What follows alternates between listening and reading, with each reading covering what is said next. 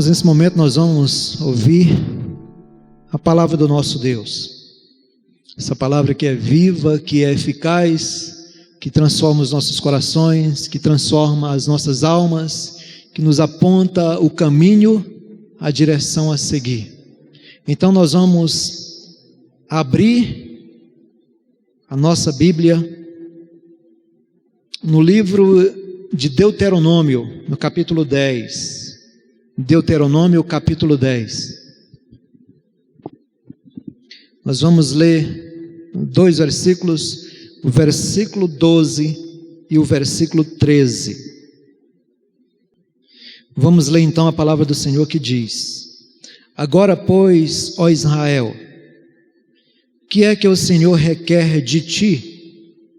Não é que temas ao Senhor teu Deus e andes em todos os seus caminhos e o ames e sirvas ao Senhor teu Deus de todo o teu coração e de toda a tua alma, para guardares os mandamentos do Senhor e os seus estatutos que hoje te ordeno para o teu bem. Até aqui, mais uma vez, nós vamos orar e pedir que Deus venha falar conosco nessa noite. Pai, nós agora estamos diante da tua palavra e precisamos ouvir a tua voz.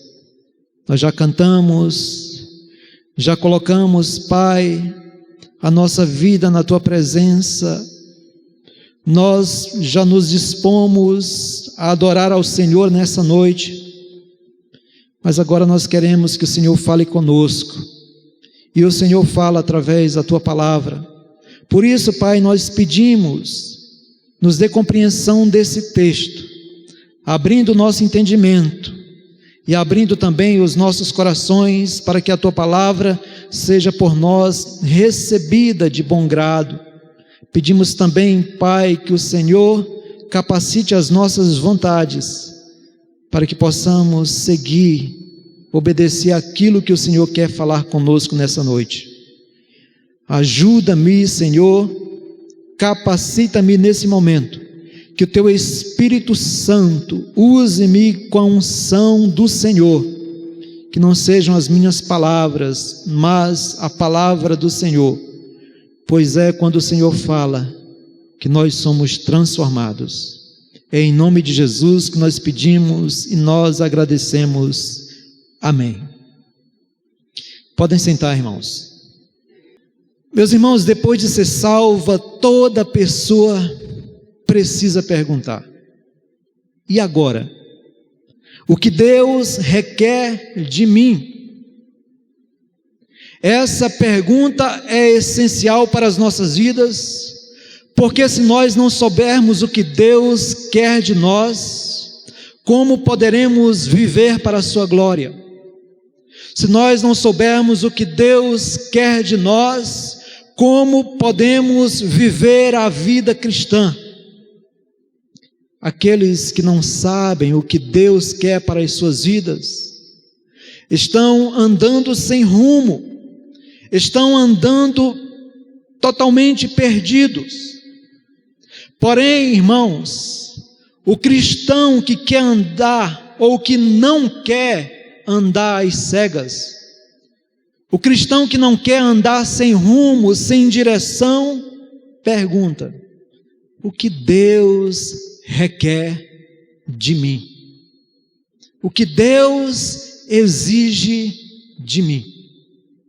Nessa noite eu gostaria de falar sobre o seguinte tema: o que Deus requer de nós? O que Deus requer de nós? E essa pergunta, meus irmãos, foi levantada por Moisés no versículo 12. Agora, pois, ó Israel, que é que o Senhor requer de ti? O livro de Deuteronômio foi escrito nas últimas semanas de vida de Moisés.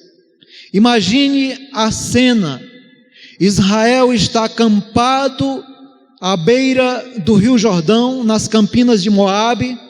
Do outro lado está Jericó, onde fica a terra prometida. E Moisés, até o capítulo 10, ele recapitula, ele traz uma retrospectiva a respeito da vida de Israel, desde a saída do Egito até agora.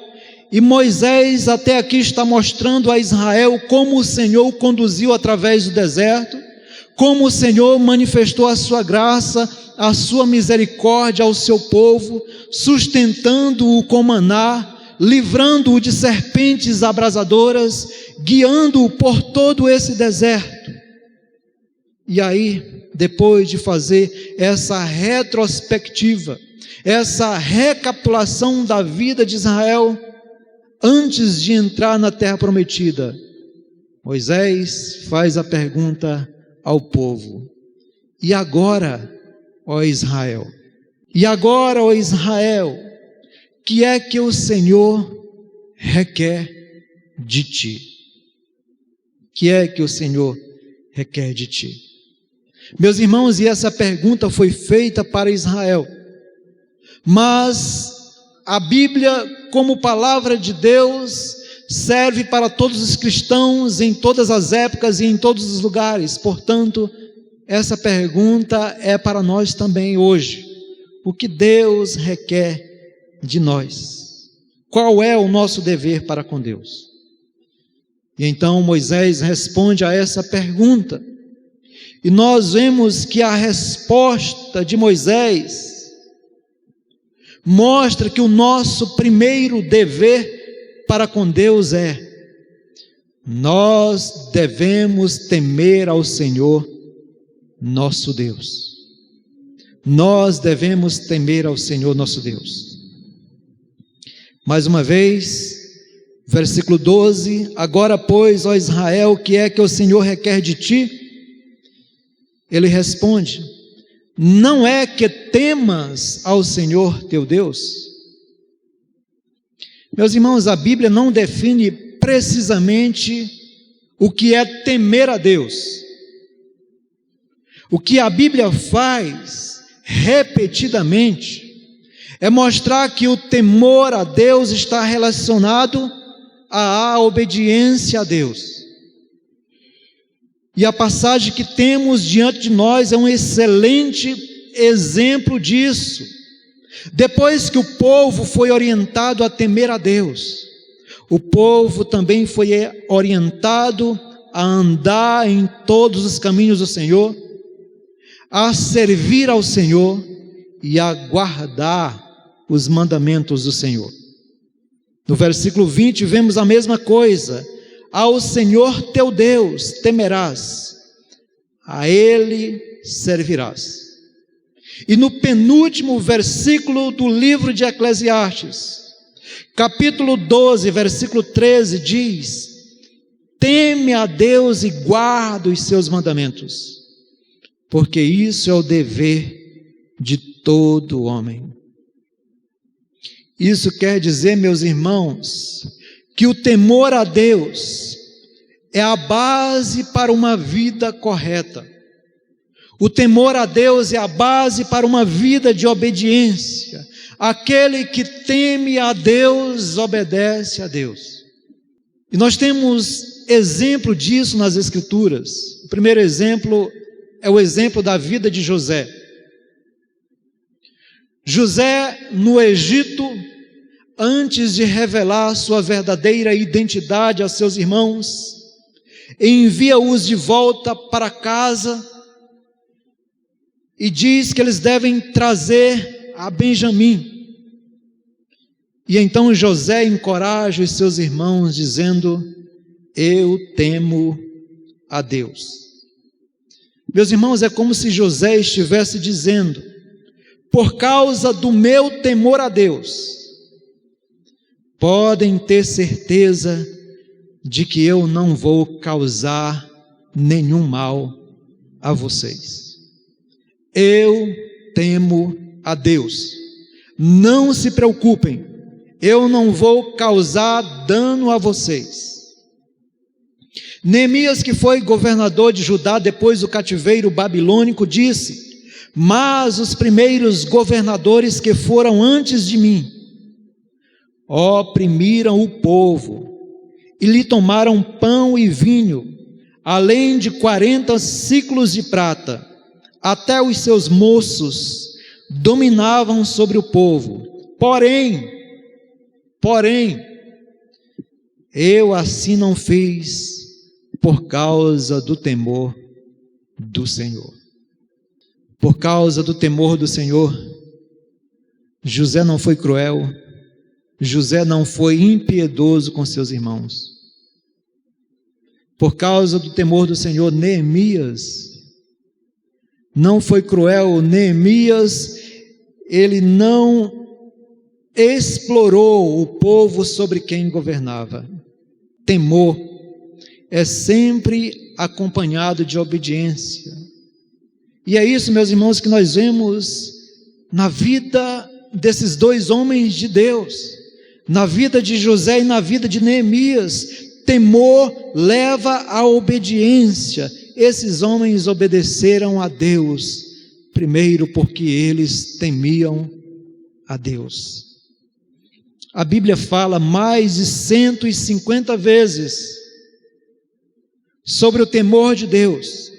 Isso mostra, meus irmãos, que nós precisamos nos convencer da importância de temer a Deus.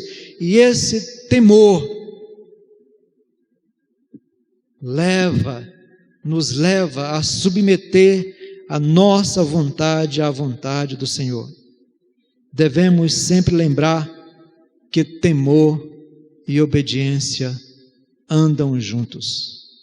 Como eu sei se eu temo a Deus? Infelizmente, em nossos dias, muitas pessoas perderam o temor do Senhor, já não temem mais a Deus. E como nós podemos dizer isso? Porque vivem uma vida de desobediência. Aquele que teme, obedece. Esse é o nosso primeiro dever para com Deus: temer a Deus.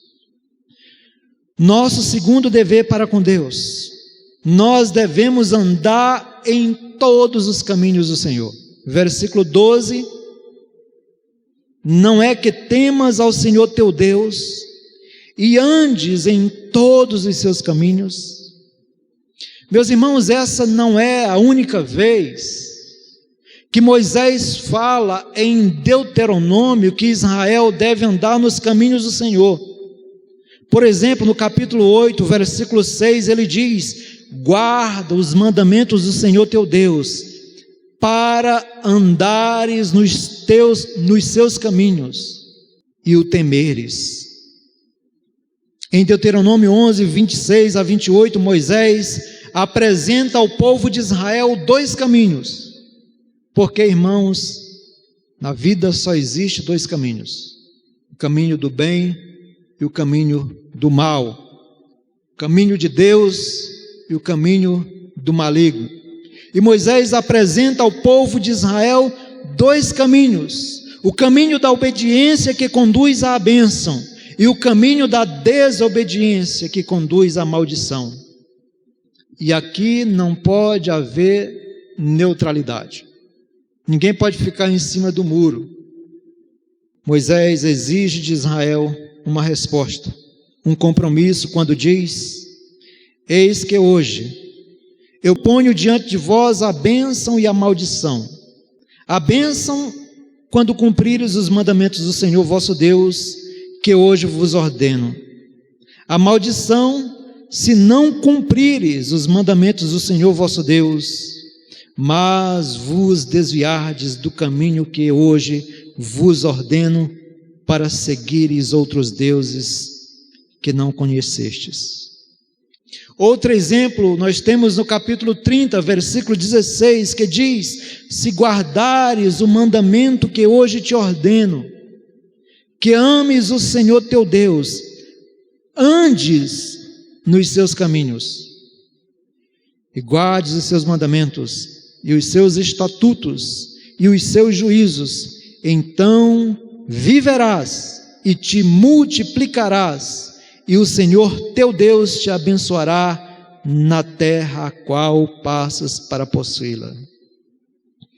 Meus irmãos, Deus estabeleceu os seus próprios caminhos para que nós andássemos neles. Aqueles que andam nos caminhos do Senhor são felizes. Muita gente vive em busca da felicidade, mas a felicidade bíblica não pode ser encontrada longe dos caminhos do Senhor. Salmo 108, versículo 1 diz: bem-aventurado. Bem-aventurado significa feliz. Bem-aventurado aquele que teme ao Senhor e anda nos seus caminhos. Infelizmente, muitos estão andando em outros caminhos. Caminhos de morte, caminhos de perversidade. Porém, meus irmãos, a Bíblia adverte, por exemplo, em Provérbios 16, 25, que diz: há caminho que parece reto ao homem. Há caminho que parece reto ao homem, mas no final conduz à morte. Ainda em Provérbios lemos, capítulo 15, versículo 9: o caminho do perverso é a abominação ao Senhor. Meus irmãos, os caminhos dos homens são caminhos maus, são caminhos que conduzem à iniquidade, são caminhos que levam ao pecado. Sobre o rei Acasias, a Bíblia diz: Acasias, filho de Acabe, começou a reinar sobre Israel em Samaria, no 17º ano de Josafá, rei de Judá, e reinou 2 anos sobre Israel. Fez o que era mal perante o Senhor. Por quê que Acasias fez o que era mal perante o Senhor? Porque andou nos caminhos de seu pai, como também nos caminhos de sua mãe e nos caminhos de Jeroboão, filho de Nebate, que fez pecar a Israel. Meus irmãos, quando a Bíblia fala em um rei de Israel, para representar os caminhos maus, o escolhido foi Jeroboão. E Acasias andou nos caminhos de Jeroboão. Quando Moisés diz que nós devemos andar em todos os caminhos do Senhor, ele quer dizer que nós devemos viver de acordo com a vontade de Deus. Qual é a vontade de Deus para nós? Ele revelou a sua vontade na sua palavra. Aquele que medita dia e noite nela, encontra aquilo que é a vontade de Deus, aquilo que representa a vontade de Deus.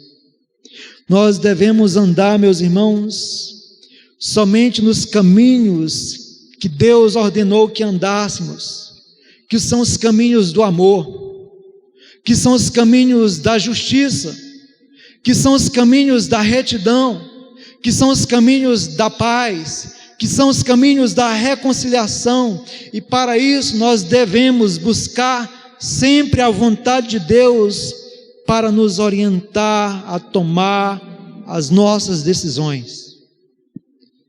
O que devo fazer para amar mais? O que devo fazer para ser mais justo? O que devo fazer para ser mais reto? O que devo fazer para promover mais a paz e a reconciliação no meu ambiente familiar, em meio aos meus irmãos? Quando eu faço essas perguntas, eu estou buscando respostas para andar nos caminhos do Senhor, para fazer a vontade do Senhor, que, como nós sabemos e repetimos sempre aqui, é boa, é agradável e é perfeita. Aquele que busca uma vontade boa, perfeita e agradável, só vai encontrar no Senhor. Terceiro lugar, irmãos, qual é a nossa obrigação para com Deus? Que Deus requer de nós? Terceiro lugar, nós devemos amar ao Senhor. Ainda no versículo 12, e o ames, não é que temas ao Senhor teu Deus e andes em todos os seus caminhos, e o ames. Meus irmãos, amar ao Senhor significa que nós devemos colocar todas as nossas afeições no Senhor e somente nele. E como deve ser esse amor? Como deve ser esse amor? Moisés já havia falado sobre isso aqui em Deuteronômio, versículos 6, 4 e 5, que diz: ouve, Israel, o Senhor nosso Deus é o único Senhor. Amarás, pois, o Senhor teu Deus de todo o teu coração, de toda a tua alma e de toda a tua força. Meus irmãos, se eu amo o Senhor de todo o meu coração, se eu amo o Senhor de toda a minha alma, se eu amo o Senhor de toda a minha força, se eu amo ao Senhor acima de qualquer coisa, eu não vou gastar toda a minha vida correndo atrás de suprir os meus desejos egoístas. Em vez disso, eu vou me comprometer com o reino de Deus, vou comprometer aquilo que eu penso, aquilo que eu falo, aquilo que eu faço. Eu vou amar ao Senhor acima do meu trabalho, acima até da minha família.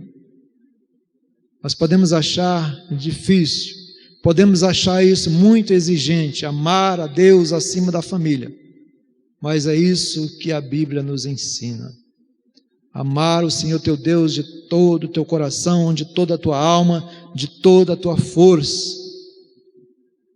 Em Mateus capítulo 22, versículo 36, um fariseu, mestre da lei, chegou para Jesus e perguntou: mestre, qual é o grande mandamento?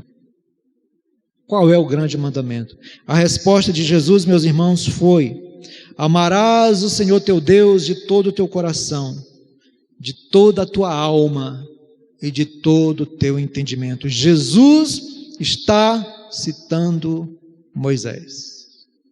Amarás o Senhor teu Deus de todo o teu coração, de toda a tua alma e de todo o teu entendimento. Este é o grande e primeiro mandamento. Por que é o grande primeiro mandamento?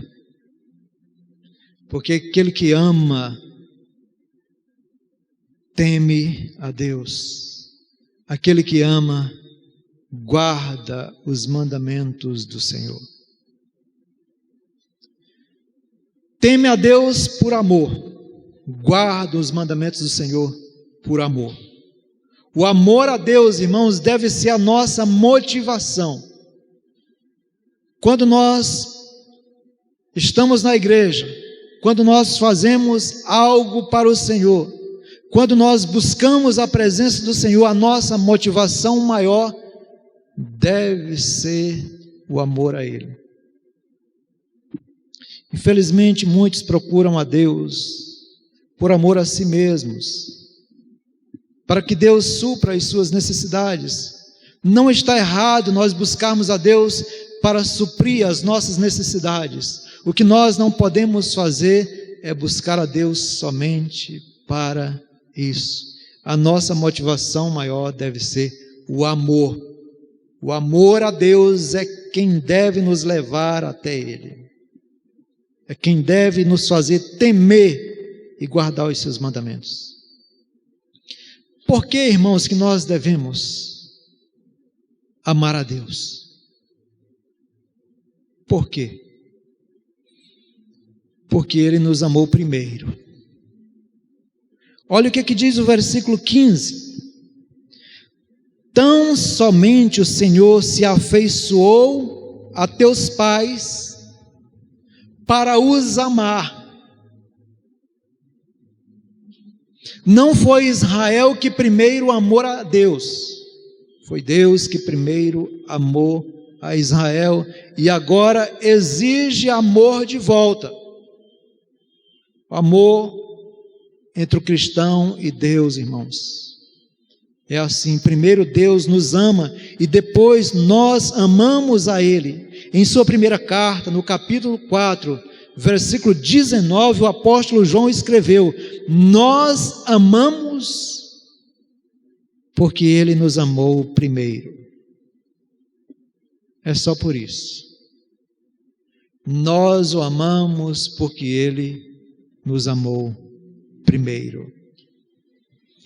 Um comentarista bíblico chamado Matthew Henry escreveu: é impossível deixar de amar um Deus tão bom, que iniciou o ato e a obra de amor, que nos amou quando éramos indignos desse amor e pouco atraentes. Ele nos amou mesmo que isso envolvesse um preço tão grande. Ele nos amou buscando e requerendo nosso amor, mesmo que isso custasse o sangue do seu Filho. A maior prova, irmãos, do amor de Deus foi na cruz. Essa foi a maior prova do amor do nosso Deus. Quando Ele entregou o seu único Filho, sem pecado, sem culpa, sem mancha, para ser o nosso substituto, para morrer por nós, mesmo sendo nós ainda pecadores, mesmo sendo nós inimigos de Deus, mesmo estando nós fugindo da presença de Deus, Ele demonstrou ali, Ele olhou para nós na nossa indignidade, na nossa fuga, assim como fez com Adão, que se escondeu. Nós estávamos nos escondendo de Deus, Deus olhou para nós, e mesmo assim, Ele enviou o seu Filho para morrer, aquela morte tão cruel, para demonstrar por nós o seu amor. E aí o comentarista diz: como não amar um Deus assim? Irmãos, esses princípios, essas verdades, essas exigências apresentadas aqui por Moisés ao povo de Israel, são exigências para que nós levemos por toda a nossa vida, para que nós vivamos em função dessas exigências, temendo a Deus, guardando os seus mandamentos e amando a Ele.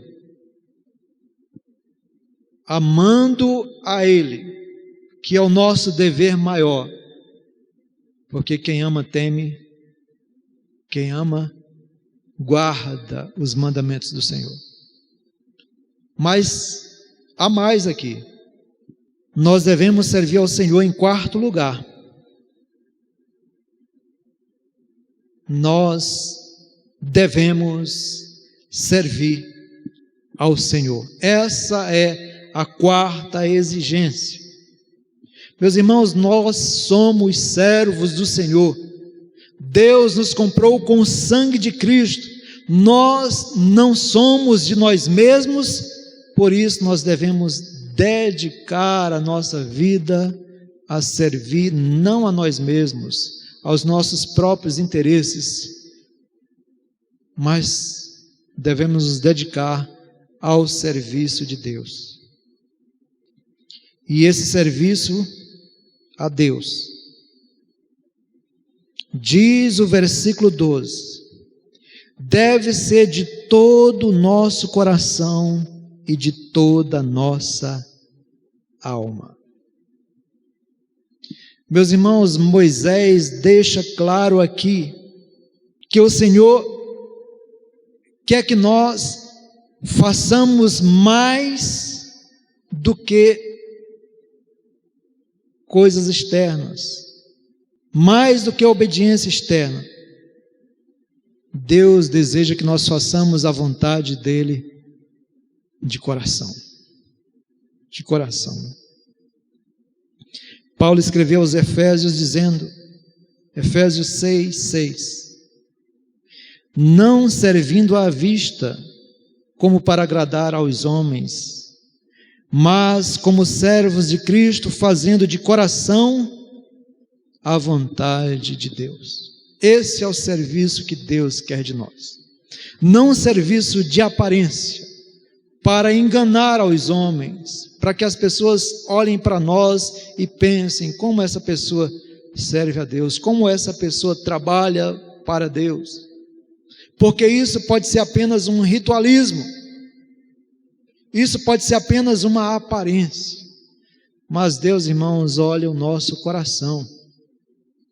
Nós podemos até enganar uns aos outros, mas nós não podemos enganar a Deus, porque Ele é onisciente, Ele nos conhece por dentro e nos conhece por fora. Antes de ver as nossas ações por fora, Ele vê a nossa motivação por dentro. É por isso que nós precisamos servi-lo de todo o nosso coração. Há muita coisa para fazer no reino de Deus. Precisamos pregar a palavra, precisamos evangelizar, precisamos edificar uns aos outros, precisamos fazer a obra do Senhor como apresentada na Escritura, precisamos tornar entre as nações o nome de Cristo conhecido. Esse é o dever, o serviço de todo cristão, proclamar o Evangelho da salvação. E essa obediência, assim como o temor, e a guarda e o andar nos caminhos do Senhor, deve ser por amor a Deus. Servir por amor. Aquele que serve por amor, serve de todo o coração e de toda a alma. Quinto e último lugar, o que Deus requer de nós, nós devemos guardar os mandamentos do Senhor. Versículo 13, para guardares os mandamentos do Senhor e os seus estatutos que hoje te ordeno. Guardar os mandamentos do Senhor, irmão, significa obedecer ao Senhor, significa tomar decisões e viver de acordo com a vontade de Deus. Aquele que não conhece a Deus pode pensar que isso seja muito opressor. Então eu não posso fazer a minha vontade, eu tenho que estar sempre obedecendo a Deus. E essa palavra obediência, ela já carrega em si mesma, algo que as pessoas não veem com bons olhos. Quando se fala em obediência, muita gente pula fora. Obedecer, eu obedeço a mim mesmo, eu quero andar de acordo com os meus desejos, eu quero andar nos meus próprios caminhos, eu quero fazer a minha própria vontade. Então alguém que olha aqui, Deus exigindo obediência, pode pensar que Deus seja um Deus opressor. Aquele que não conhece a Deus pensa isso, mas nós, irmãos, sabemos que isso não é verdade, porque quando o Senhor exige obediência, Ele está pensando no nosso bem. Olha o que diz, o final do versículo 13: para o teu bem, para o teu bem. Aliás, é feito em forma de pergunta, mas eu estou afirmando, fazendo uma afirmação: para o teu bem.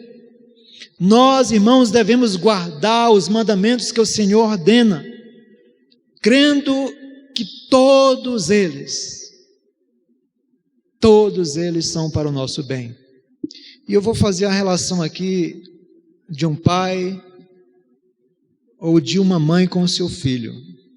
Quando o pai exige que o filho obedeça à sua ordem, o pai está pensando no bem do filho. Não vá para lugar tal, porque o pai está pensando na proteção do filho. Ainda que o filho não pense assim, mas na mente e no coração do pai está o desejo de que aquele filho seja protegido. O que o pai quer é o bem daquele filho. O que a mãe quer é que aquele filho seja preservado de algum mal. E quando o Senhor ordena cada mandamento da sua palavra para nós, meus irmãos, o que Deus está pensando é no nosso bem. Mais uma vez eu quero citar o comentarista Matthew Henry, que diz, comentando esse trecho do versículo, para o teu bem, ele diz: é realmente para o nosso bem atual que sejamos mansos e humildes, castos e sóbrios, justos e caridosos, pacientes e satisfeitos. É para o nosso bem. Quando Deus exige de nós contentamento em todas as circunstâncias, é para o nosso bem. Quando Deus exige que sejamos mansos, é para o nosso bem, para que não haja atrito entre nós e os nossos familiares ou os nossos irmãos. Também a humildade é para isso. Quando Deus ordena que sejamos humildes, é para não olhar o outro de cima para baixo, mas olhar o outro como igual, como na mesma posição que nós. Então, irmãos, os mandamentos de Deus são para o nosso bem. O que Deus requer de nós? O que Deus requer de nós? Que temamos a Ele, que andemos em todos os seus caminhos, que amemos a Ele, que sirvamos a Ele e que guardemos os seus mandamentos. Toda pessoa precisa perguntar isso no início da sua conversão. E agora? E agora, o que Deus quer de mim? O que Deus quer que eu faça? Nós precisamos de direção. Nós precisamos saber como viver a vida cristã. Todos nós precisamos. Por isso, irmãos, aqui está o texto para nos orientar. Aqui está o texto para orientar todo cristão, todo aquele que se converte, todo aquele que inicia a sua jornada de fé, deve começar por aqui. E agora? E agora? Uma pessoa, quando arranja um novo emprego, pense na cena. Quando a pessoa arranja um novo emprego, a primeira coisa que ela faz é chegar para o patrão e perguntar: qual é a minha função aqui? O que eu devo fazer aqui? Qual é o meu serviço aqui? O cristão também precisa fazer essas perguntas a Deus. Aquele que não aprendeu no seu início de vida cristã, precisa aprender ao longo dessa jornada o que Deus quer para a sua vida. Então, irmãos, é isso que Deus quer de nós. é seguindo esses princípios que nós devemos viver a nossa vida. Então, que Deus abençoe as nossas vidas e aplique a sua palavra aos nossos corações, que ela produza fruto em nós e que ela dirija cada passo da nossa vida. Amém? Vamos orar mais uma vez ao Senhor nosso Deus. Senhor, nós agradecemos pela Tua palavra, nós agradecemos, Pai, por esses princípios que nos foram dados para o nosso bem, para que possamos viver uma vida cristã que Te agrade. E assim, Pai, crescermos cada vez mais à estatura de Cristo, porque essa é a Tua vontade. Tudo isso, Pai, foi nos dado para que sejamos conforme a imagem de Teu Filho. Esse é o Teu propósito maior para as nossas vidas. Pedimos, meu Deus, que o Senhor abençoe os nossos irmãos que aqui não estão, que o Senhor esteja despertando em seus corações um desejo ardente de estarem sempre na Tua presença, buscando a Tua face, não somente neles, mas em nós também. E mais uma vez rogamos pelos nossos familiares, que o Senhor possa convertê-los. Rogamos também, Pai, por proteção para as nossas vidas, para as nossas famílias, principalmente nesse momento perigoso de pandemia que estamos vivendo. Só o Senhor pode nos proteger, só o Senhor pode nos guardar, só o Senhor pode nos fazer atravessar tudo isso. É em nome de Jesus, Pai, que nós pedimos e nós agradecemos. Amém.